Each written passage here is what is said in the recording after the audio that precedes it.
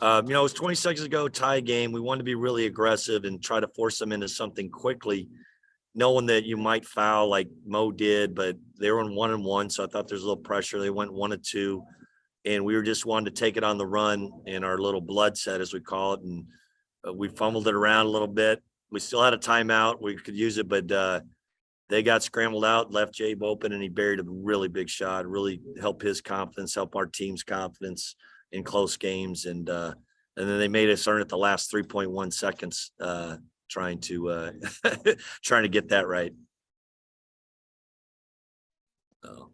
And just how big was Mo in this one too? And I know he was dealing with something in the second half there with a little injury, but battling through it and just keep giving you.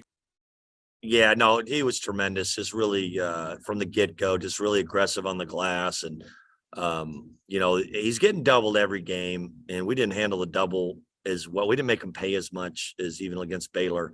But he was just tough on the glass, around the basket, and was just tenacious. And I just think he's only going to keep getting better and better as the season goes. And really proud of how he kept competing. He tweaked his ankle a little bit, and he struggled defensively, I thought, a little bit after that. But doggone it, we needed him out there, and he made some big plays for us. And you kind of mentioned it, but like closing out a game in that way, and what does that kind of do for your guys' confidence going forward, and having such a moment like that to finish something when somebody's pushing you like that late? We're gonna find out. We're gonna find out. I think it should. We hadn't had one. We haven't been able to break through. We did. We had opportunities to kind of had that thing up 6, and we just couldn't quite get stops, and we couldn't quite put together enough good possessions. And then we got down. We had a big turnover on Kamani, and they went down 2, and we were able to battle back and get a win. So I think knowing that we can control the game most of the way, lose the lead, and come back and win should give us, we still got a lot of, fresh faces, a lot of new guys playing together. So feel good about that. All right, we'll give it to Austin. Hey, Coach, kind of piggybacking off this game, giving you guys a little bit more confidence in those close losses, Baylor, UNLV, Utah. Were you telling the guys that if we keep staying in games like this was the result that was eventually going to happen? They were going to start going your way? Well, you tell them that, they start to not believe you if they don't. But you know what? We work on those situations, that specific situation. Like, we had when, Bamba had a mental error against Utah when he fouled, when it was up 3 with 16 seconds left. And the next practice, we just put, hey, 16 seconds left, Justin's shooting a free throw. Let's play it out, see what happens, see if we can win. We did. We played that situation tied with 20 seconds to go. So it helps. It's in there mentally. And they were just locked in to make the right. The guy could have made the shot. And you think you're terrible, but it's not as bad as, those things tend to balance out as long as you do the prep work, and we did the prep work and felt like that gave us a little confidence. All right, we'll give it to Travis. Hey, Coach, congrats on the win. I noticed from the broadcast that George Washington coaches weren't wearing anything Hawaiian related while you guys got the whole Hawaii outfit. You think it gave you some good juju out there? Are you kidding me? Great. Absolutely. Aloha spirit, man. You got to honor the aloha. You got to honor. This is not my first rodeo down here. This is, I think I played in the Diamond Head 3 times, the Rainbow Classic twice. So I know we come prepared. We were excited. We had this date circled up for over a year, and we were going to look right. We're going to honor the natives.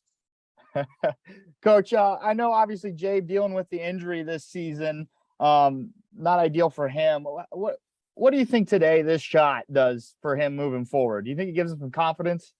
Absolutely. I mean, I think playing against Baylor, he played really well, obviously coming off that, and gave us 16 off the bench. And he was a little sluggish today. Just, you're just still to be expected. We've been on the road the whole time a little bit and had a couple of defensive breakdowns, but he's just a weapon out there. And I think he had a nice pull up. What do you have today? What did Jabe have? 10? 8? Jabe finished with 8. 8. Yeah. He had a big, every basket was big for us. He had a big pull up. He had a 3 in the first half. Then he didn't have him much in the you can't leave him open. Gives us a chance to win every night. I'm really proud of him that he stepped up and made that. Last question I have for you, Coach. Mo, obviously a scary moment going down there. Is he going to be all right? Looks like it. I think so. You know, I don't. Hopefully, it doesn't swell up. It might. I'm sure we got a great trainer in Larry Jones, and he'll get the ice buckets out and he'll get it all thing, whatever it needs. But I think he'll be. Hopefully, he's ready to go. It'll be tough without him, but we'll manage. We'll figure out. We'll find a way. Thanks, Coach. Appreciate it. Alrighty. All right, and we'll give it to Hayden. Howdy, can y'all hear me? Yes, sir. All right. Hey, Coach. This is kind of a random question, but the floor today seemed like it was really slippery. Is that something you guys were noticing, or was that just on my end? You know, the radio broadcast has been the same thing. I did notice it so much. I just think it's a little humid here, just what it is, and I think little condensation can build up, and that number one is a really good on-ball defender. So we're playing with 6'5", 6'6" guards. He's underneath us. We tried to turn the corner. We slipped a couple times. They had a couple fall down. So I think it's two teams playing pretty hard, competing for a game. I didn't think it was the floor to a certain degree, but it's just a humid place. My hair's a little feeling the humidity. Sure thing. Thank you, Coach. That's all I got. All right. Anything else for Coach? All right, thank you for your time. Great. Oh, I have one. If you Go ahead. Jim. Sorry, I was just kind of asking about your defense and limiting them to 3 of 16. I think Bishop had 10. I want to say after coming in as top 10 scorer in the country. So what in that regard, I guess could you just give an assessment of the defense tonight?